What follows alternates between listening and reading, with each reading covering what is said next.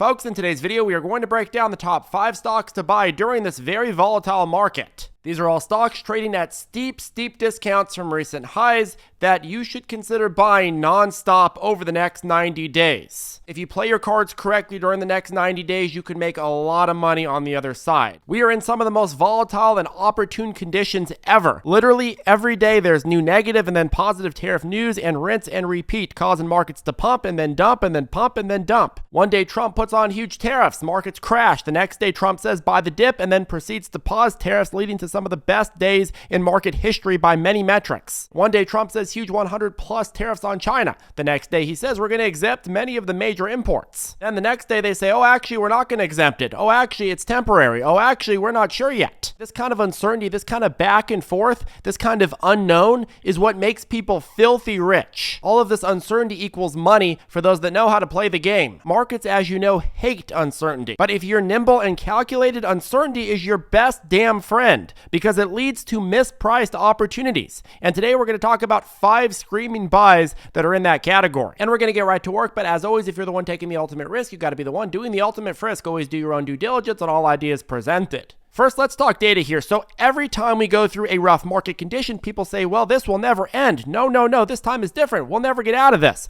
But here's an interesting data set that shows that while the cause is always different, the result is always the same. There have been 35 corrections since March of 2009, and many dropped as much as 10, 15, 20%, all the way up to 35%. And every single time you had some different cause, but the end result was always the same.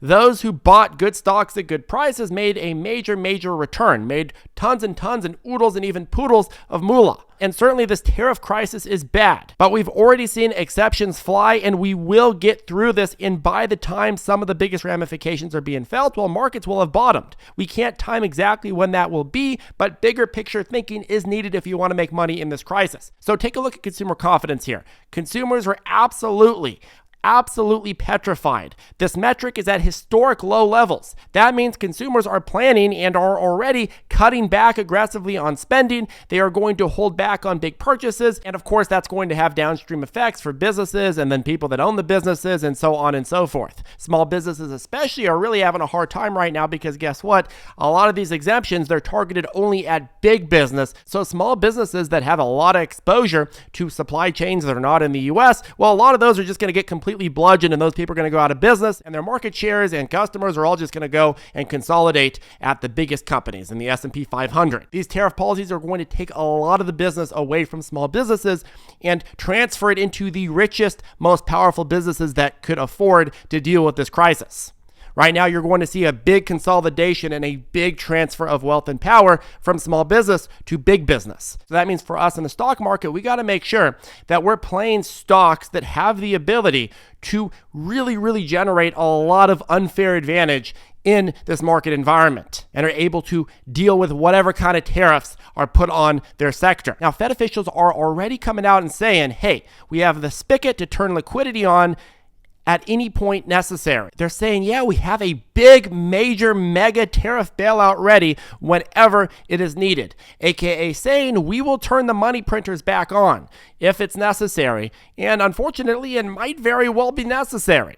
And White House officials have discussed sector bailouts that could turn into broader economic bailouts if necessary. Now, on the flip side, Trump aide Hassett just said today that the U.S. got amazing tariff deal offers, and he's speculating that a recession 100% is not happening. So, look, the way that I see it, there's 2 different possible scenarios here. A, the best case scenario, tariffs get walked back, negotiated, and or there's some key exemptions, and a combination of these things is fine. B, the worst case scenario, tariffs continue to trend up after 90-day pauses and end up being draconian enough to cause economic catastrophe that does need bailouts and does need big liquidity and money printing. Now, I believe as stands, markets are factoring in somewhere between these 2 scenarios. Certainly, in case A, you wouldn't be down this much in the S&P 500 and the NASDAQ if they really believe that all the tariffs are going to be negotiated down and the long-term impacts are going to be minimal. But at the same time, we're nowhere near the worst case scenario, because if we were at the worst case scenario where you got these draconian tariffs that the president originally presented, well, that would be economic Armageddon, and you would be down about 35 to 40% at minimum.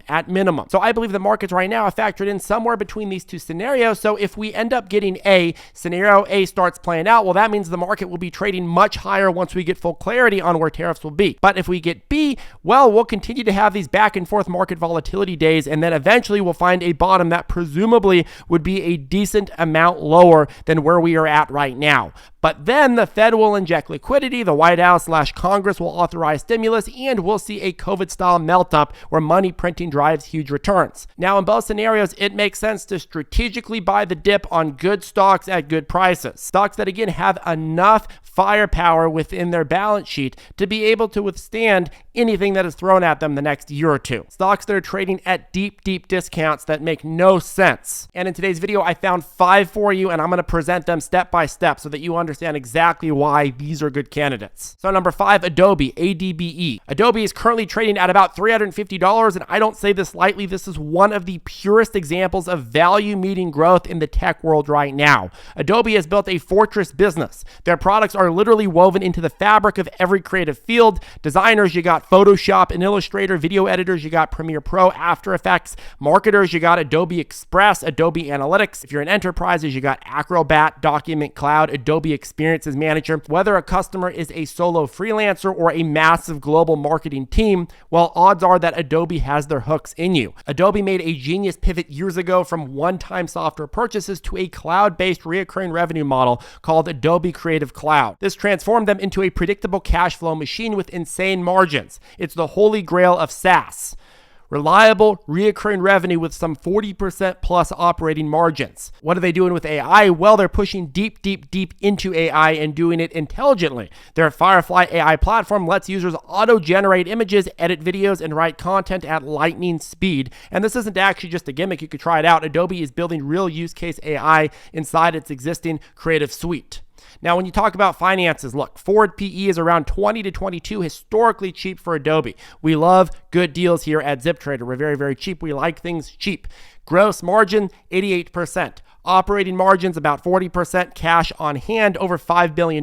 They are well insulated for whatever the world throws at it over the next year. And let's not forget, this is a stock that used to trade at over $700. So you're getting it at half off while the company is better positioned than ever. This isn't just a tech name. This is a software empire. And I think that your money is going to go very far with this stock. Adobe, the business model here is printing, embedding itself deeper into the digital economy and riding AI to new heights. This is a compounder that doesn't just thrive during downturns, it accelerates out of them. So I would say number 5, for sure, ADBE, Adobe. Okay, number 4, The Trade Desk. TTD. The Trade Desk is sitting around $45, and for once, it's finally at a valuation where you can back up the truck and open up the tailgate. TTD, in my opinion, is one of the best kept secrets in advertising. While Meta and Google dominate the headlines, well, the Trade Desk is the tool powering the infrastructure behind real-time programmatic ad buying across connected TV, audio, mobile, and desktop, and overall displays. Now, Trade Desk, what makes them special is they're not trying to be the Google or Facebook of advertising. They're not playing the social media game in the same way. They're really the Switzerland of ad buying.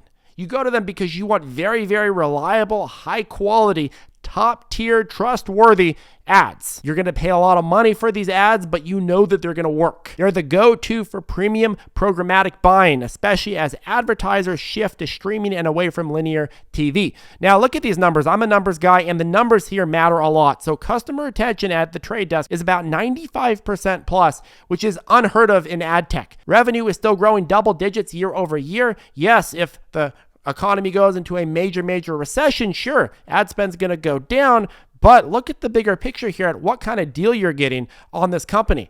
Profitability, yes, unlike many other tech ad peers, they're very profitable, and the CEO, Jeff Green, literally wrote the playbook on programmatic ads, and the entire industry follows his lead. So why is TTD a good buy right now? Well, TTD was once priced to perfection.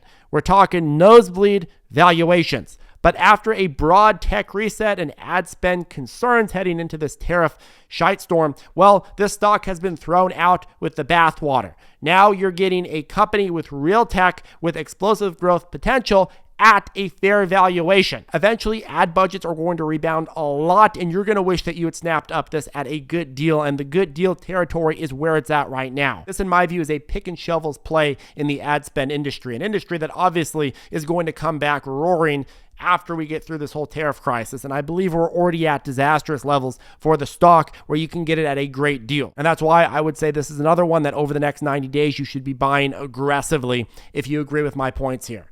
Number 3, Advanced Micro Devices, AMD. This is the dark horse of AI chips. AMD is hovering around $80, and let me tell you, this stock is sneakily one of the best asymmetric bets in the entire semiconductor space. You do 5 minutes of research, and you start seeing, hey, if I want a lot of value from my dollar, I need to look at AMD. While NVIDIA is the one that takes all the headlines, AMD is quietly and has long been quietly building a competitive AI portfolio that has been going parabolic, but a lot of people just don't pay attention to this. NVIDIA owns the training side of AI chips, but AMD is targeting the inference market, which is much, much larger in the long term because it deals with the actual deployment of AI models into real-world use. That means what? Inference means what? Well, it means data centers, enterprise AI workloads, real-time consumer-facing applications. And AMD is coming in hot with MI300X, which is already gaining adoption, MI400